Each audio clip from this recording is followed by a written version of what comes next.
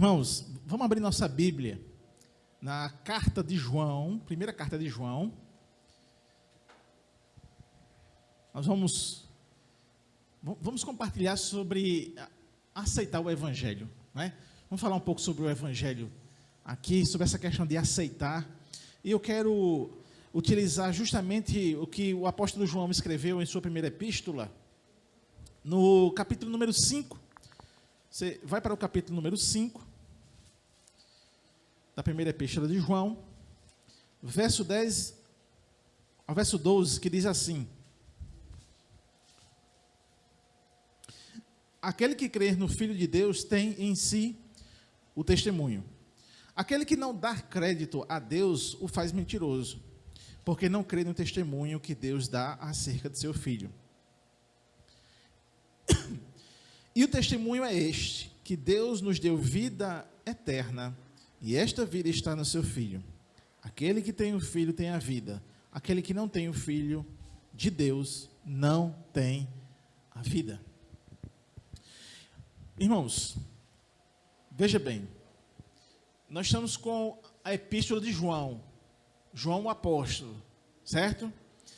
E esse apóstolo, ele era conhecido como o apóstolo do amor.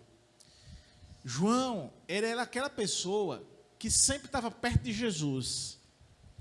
João foi um dos que inclinou a cabeça, né, na última noite com Jesus. João era aquele que, quando Jesus ia para algum lugar, ele chamava, além de Tiago e Pedro, chamava João. Então, João era esse apóstolo que estava bem perto, né, de Jesus. E pelo fato de João demonstrar justamente essa questão amorosa, de ser apegado, de ser mais atencioso, essa característica, ela vai sobrepor, então, na vida de João, e a gente vai conhecer, então, a João como o apóstolo do amor. Inclusive, nessas cartas, ele vai enfatizar que Deus nos amou, ou melhor, que nós amamos a Deus porque Ele nos amou primeiro. Então, ele enfatiza esse atributo. Ao escrever essa epístola, ao escrever essa carta que nós lemos aqui, né, ele se encontrava já idoso, já era uma pessoa bem experimentada. Ele já tinha sofrido, ele já tinha, inclusive, vindo da ilha de Patmos, depois daquela experiência que ele teve, da visão que ele teve quando escreveu Apocalipse. Ou seja, ele é um homem fadigado, cansado, desgastado pelo trabalho, inclusive na igreja. Porém, ele aqui na epístola se apresenta como um homem experiente e experimentado.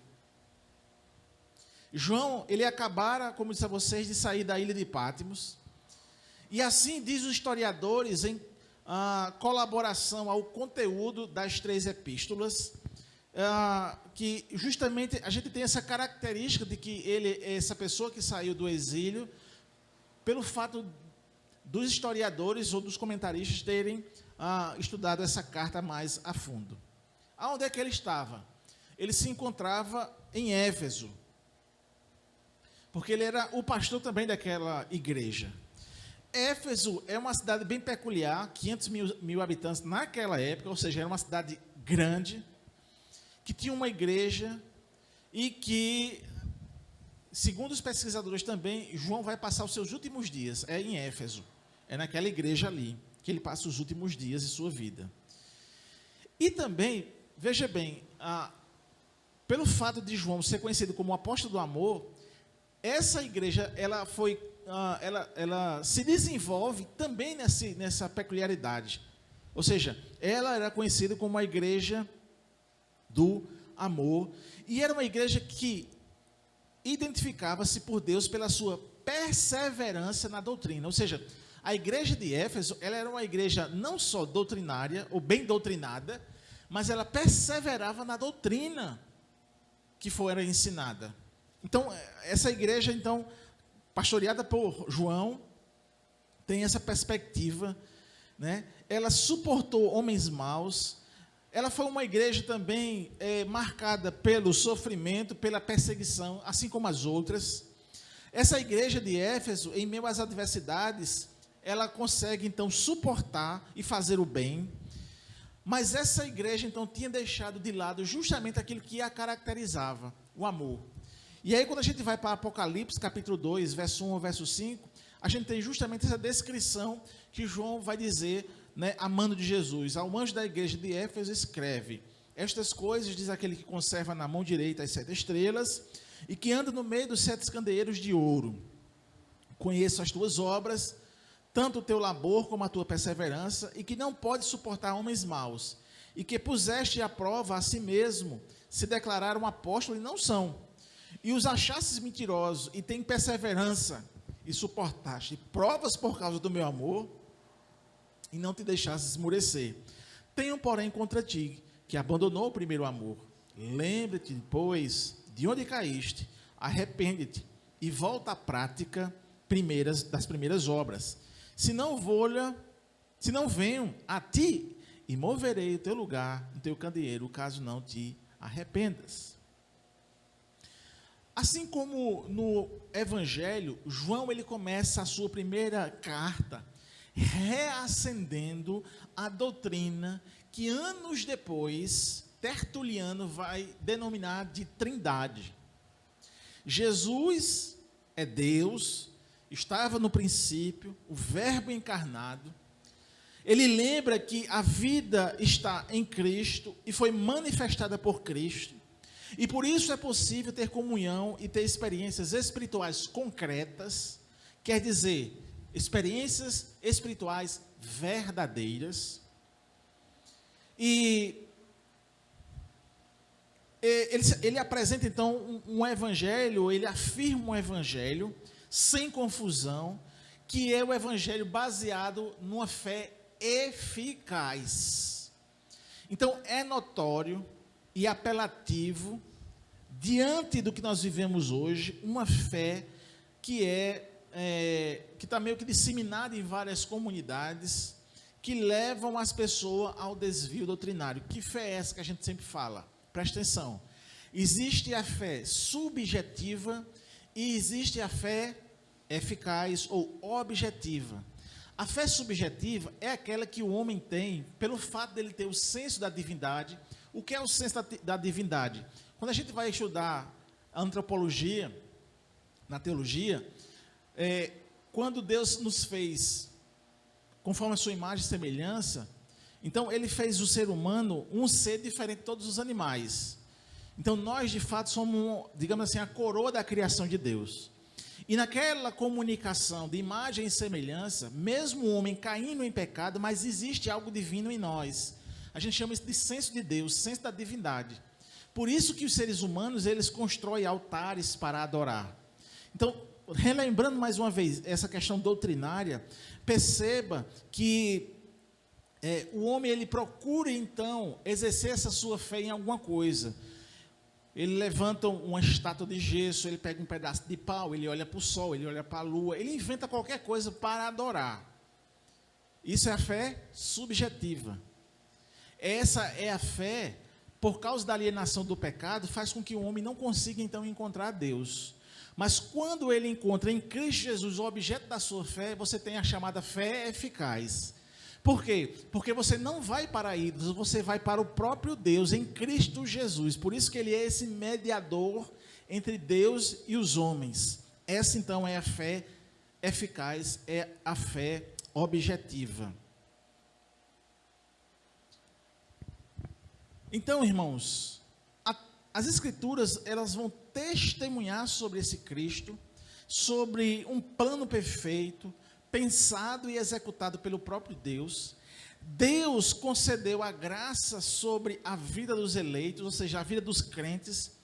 E entenda que isso foi planejado antes mesmo que nós viéssemos a entender. Paulo, escrevendo a Timóteo, ele ensinou essa realidade dizendo a seguinte coisa, 2 Timóteo capítulo 1, verso 9. Quem nos salvou e nos chamou com santa vocação, não segundo as nossas obras, mas conforme a sua própria determinação e graça que nos foi dada em Cristo Jesus, antes dos tempos eternos. Ao tempo que agora, tratando já com o pastor Tito, Paulo vai escrever a seguinte coisa, do mesmo pensamento. na esperança da vida eterna, que o Deus que não pode mentir prometeu antes dos tempos eternos. E, em tempos devidos, manifestou a sua palavra mediante a pregação que me foi confiada por mandado de Deus, nosso Senhor. Tito 1, verso 2 e 3. Irmãos, nada que a mente humana possa pensar será capaz, eficaz para o alcance da salvação. Preste atenção. Nada que no planeta Terra o homem possa fazer, estátuas gigantescas, lugares e mais lugares suntuosos para adorar algum tipo de divindade, nada disso é eficaz. Porque só quem poderia pensar em algo eficaz para que você pudesse retornar a ter comunhão com Deus, a divindade, é o próprio Deus. Estão entendendo, irmãos? É o próprio Deus. Então, quem pensa o Evangelho, quem pensou o Evangelho, e a maneira de você adentrar esse Evangelho foi Deus. E Ele, então, nos revelou através da sua palavra.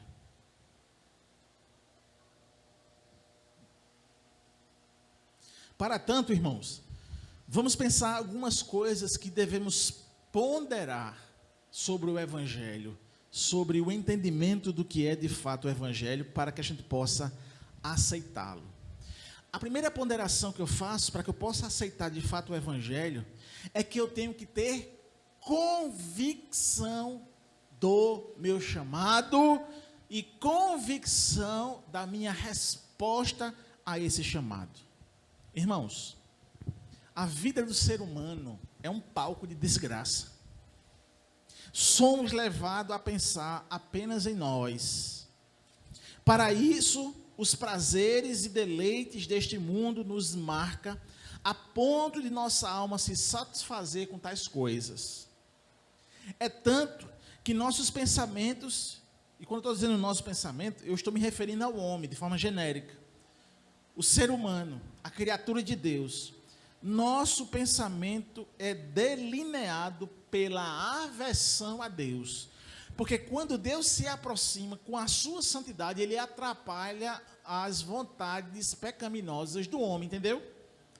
Então, por isso que nós, quando estamos para ir para a divindade, Ele requer que nós sejamos santos, porque Ele é santo. Então, ir para Deus requer justamente o que eu estou dizendo a você. Eu tenho que ter convicção. E para que eu tenha convicção, eu tenho que crer no Filho de Deus. Eu tenho que crer em Cristo Jesus, na sua santa lei, que nos leva, então, a pensar num caminho verdadeiramente eficaz. Preste atenção. Nós, como crentes, temos que ter convicção, não em nós mesmos, mas em Cristo Jesus. Por quê? Porque se nós tenhamos a convicção em nós mesmos, o homem, é como se o homem fomentasse, fizesse, delineasse, formasse, construísse a sua própria salvação. Mas quando eu tenho uma convicção em Deus, e creio no plano perfeito de Deus, em Cristo Jesus, então eu tenho a convicção fora, extra minha pessoa, eu tenho uma convicção em Deus, e aí é eficaz. Irmãos, quando nós, então, paramos um pouco para pensar sobre o que é o Evangelho, e como aqui foi lido no início, a gente tem várias e várias nuances, mais profundidade do que o Evangelho.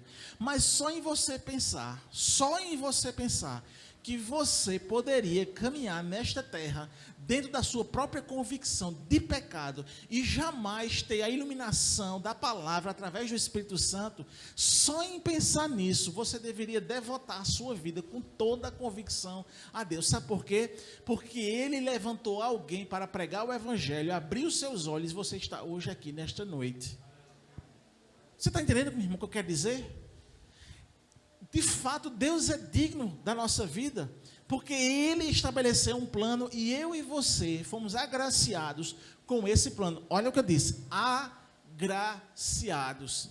Porque você não merecia, eu não merecia, mas pela graça Ele providenciou isso para a minha vida. Como então eu não devotar a minha vida a um Deus como esse? Está entendendo, irmão? Existe razão para ser crente? Meu Deus. Eu posso estar até ofendendo a divindade fazendo uma pergunta dessa, que claro que tem. Inúmeras, milhares, insondáveis motivos de ser crente. Com isso, irmãos, a fé salvífica, ela traz discernimento, ela traz percepção e entendimento espiritual daquilo que está sendo revelado e declarado. Com isso, o Evangelho torna-se para nós algo maravilhoso. Sempre quando nós nos aprofundamos no Evangelho, nós ficamos maravilhados. E esse deve ser, então, o contexto da sua vida. Maravilhados. Maravilhados. A fé, ela afeta a nossa mente de tal forma que o crente, de fato, fica maravilhado com as coisas de Deus. Afeta profundamente a nossa relação com todas as coisas, inclusive muda a nossa visão para com Deus. Se antes, como um mero mortal, eu admirava e glorificava a Deus pela sua feitura, pela natureza, pelo que Ele criou, agora, como crente, que eu descobri o plano perfeito que se chama Evangelho, eu ainda tenho algo mais profundo para ficar maravilhado. A gente é acostumado a ficar maravilhado pelo que a gente vê, né? Então a gente fica olhando aquelas paisagens bonitas, eita, Deus grande, aí olha as estrelas, eita, Deus grande. Deus fez algo maior do que isso, o Evangelho em Cristo Jesus.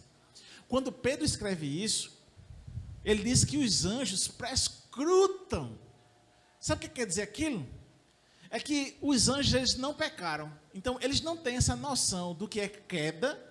Então, eles não têm noção do que é essa profundidade do Evangelho para o pecador, porque eles não têm essa noção de pecado, entende?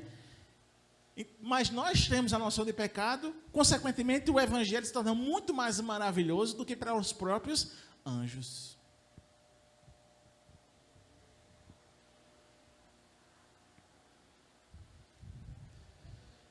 O verso 1, ele reflete essa realidade dizendo o seguinte: verso 10. Aquele que não dá crédito a Deus, o faz mentiroso, porque não crê no testemunho que Deus dá acerca de seu Filho. Veja, foi Deus que planejou, foi Deus que fez, que realizou, foi tudo Deus. Deus é aquele que de fato testemunha dele mesmo e acerca de seu Filho. E talvez, irmãos, olha só, preste atenção. Às vezes a gente fica procurando algo, uma experiência espiritual. A gente fica procurando para que eu tenha a certeza de Cristo Jesus, do plano perfeito de Deus, do seu Evangelho, eu preciso ter alguma experiência espiritual. Talvez essa experiência me levasse a um êxtase. Talvez alguém poderia perguntar e pensar que Jesus pensou que era uma porta interessante para que eu pudesse entrar e, por exemplo, ter sucesso. Alguém pode pensar, então, eu vou para o Evangelho, que agora os meus problemas eles vão acabar, eu vou parar de sofrer. Talvez eu pense o Evangelho como fonte de lucro, talvez eu pense o Evangelho, enfim. Tudo isso, irmãos, já foi pensado na humanidade e continua sendo pensado pela humanidade. Às vezes as pessoas veem o Evangelho não por quem Cristo é e por essa questão maravilhosa, mas pelas vantagens que Cristo pode dar.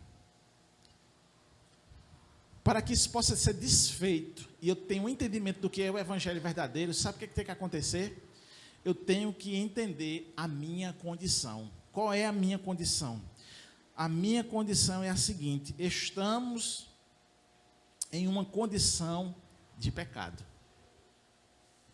Estamos, e aí, irmãos, temos que ter essa ciência que o pecado é uma condição da natureza humana e nada que venhamos a fazer vai mudar esta realidade.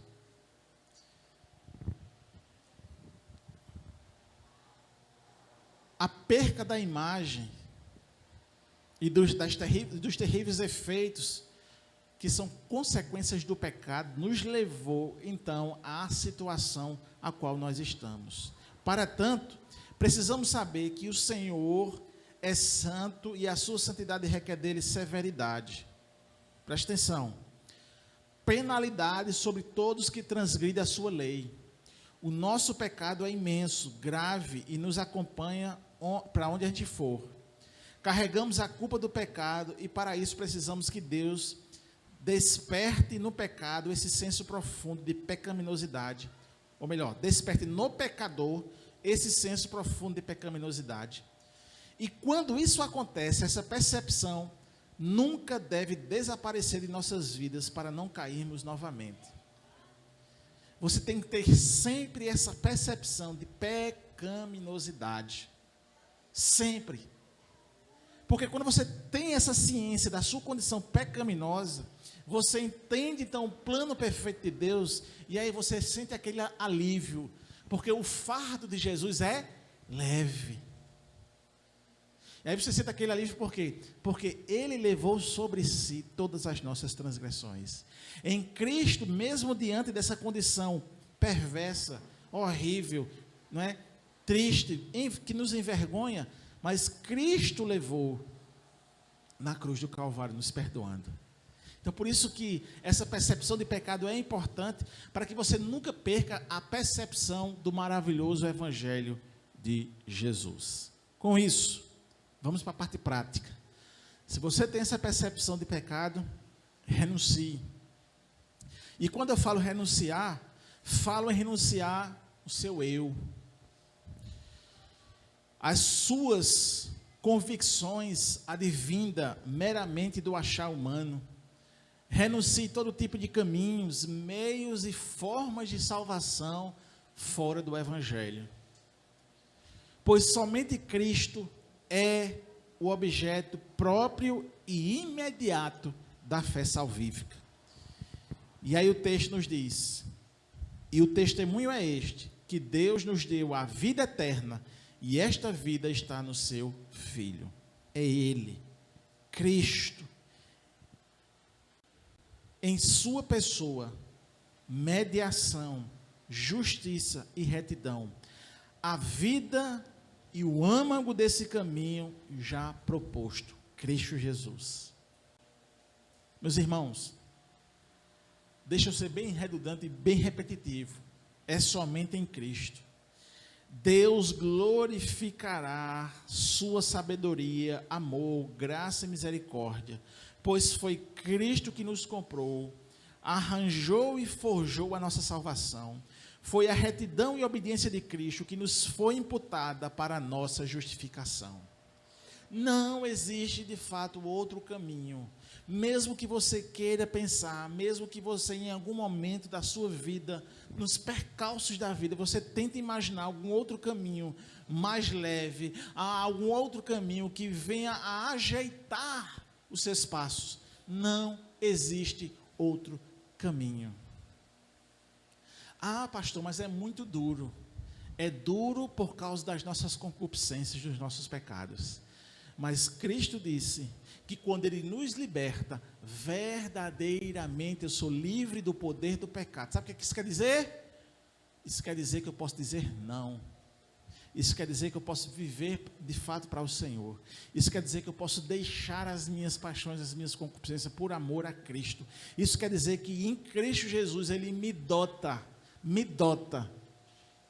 de dons, para que eu possa perseverar até o fim. Com isso, irmãos, essa fé em Cristo Jesus, ela louva, ela adora e ela se prostra diante de Deus pela maneira que Deus providenciou a salvação e julga como sendo aquela que mais satisfaz as nossas almas. É esse o Evangelho. Ele satisfaz a nossa alma. Porque não existe outra satisfação da nossa alma fora de Cristo. Aleluia. A fé eficaz, aceita e abraçada de todo o coração, o caminho proposto por Deus, e dele se deleita e se alegra. Pois, quando nós entendemos isso, sabemos que foi algo pensado pelo próprio Deus, e que isso não é nenhum peso para o crente. E aí João, no capítulo 5, verso número 3, retornando, ele diz: amar a Deus significa obedecer seus mandamentos, e os seus mandamentos não são difíceis. O crente em Cristo Jesus adquire a capacidade de responder à lei santa de Deus por causa de Cristo, pois pela fé em Cristo nós oferecemos a Deus a satisfação na lei. Romanos capítulo 8, verso 32 e 34, Paulo diz assim: aquele que não poupou o seu filho, antes por todos nós o entregou, porventura não nos dará graciosamente com ele todas as coisas? Quem intentará acusação contra os eleitos de Deus? É Deus quem os justifica. Quem os condenará? É Cristo Jesus quem morreu, ou antes, quem ressuscitou, o qual está à direita de Deus e também intercede por nós. Sabe o que isso me reflete, irmãos? Que o Evangelho é a segurança. Eu tenho segurança não em mim mesmo, não num conjunto religioso, mas eu tenho segurança em Cristo Jesus. Quem me garante é o próprio Deus em Cristo Jesus. Irmãos, amados irmãos, na igreja nós temos alguns processos burocráticos. E um dos processos burocráticos, às vezes a gente fica conversando e falando, que é justamente a assiduidade dos irmãos no culto. E a gente fica nesse debate, principalmente a liderança, mas rapaz, o irmão fulano não veio, irmão ciclano não veio, faz tanto tempo que não veio. E eu fico meio assim pensando, né? Lógico que a gente tem que ir lá, não é nem para chamá-lo de volta, mas às vezes é para evangelizar, porque ele não entendeu o evangelho. Porque uma pessoa que fica tanto tempo sentada na presença do Senhor, um meio de graça como esse, uma pessoa que não ficou agoniada quando diz assim, fecha as portas, ele não entendeu o evangelho ainda, ele precisa entender o evangelho.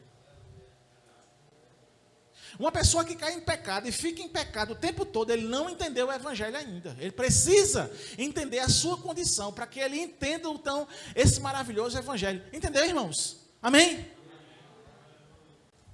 É muito sério isso. E outra coisa, eu estou dizendo isso aqui para você e para mim. Eu não estou dizendo para quem está lá fora, não. Para quem não veio hoje, não. É para mim e para você. Não há razão para quem entendeu o evangelho ficar longe de Cristo. O eleito de Deus, ele quer estar próximo, ele quer estar o tempo todo na comunhão dos santos. Ele sabe aquilo que Deus estabeleceu como comunhão dos santos, como de fato o culto público. Uma vez, eu me deparei com uma pessoa que era assídua aos cultos, que confessava a Cristo, mas não queria se batizar. Eu digo, tem alguma coisa errada. Ele não entendeu.